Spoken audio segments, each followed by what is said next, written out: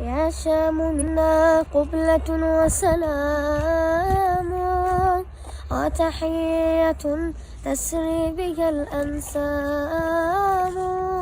يا شام إن وصلت إليك حروفنا فتذكري أصل الحروف كلام، وكلامنا في الشوق بعثره الصدى وتعثرت في وصفه الأقلام.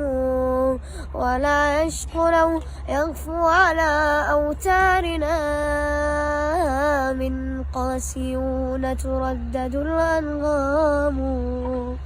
الأم أنت ومن سواك يضمنا، لولا هواك جميعنا أيتام.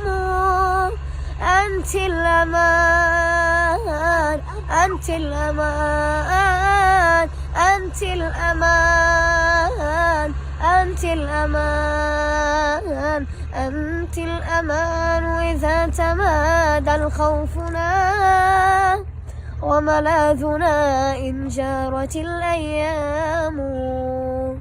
وإذا أردنا أن نخبئ حلمنا في راحليك تخبأ الأحلام. قولي لنا إن كان دمعك جاريا من ذا يكفف دمعنا يا شام. قولي لنا إن كان دمعك جاريا من ذا يكفف دمعنا يا شام.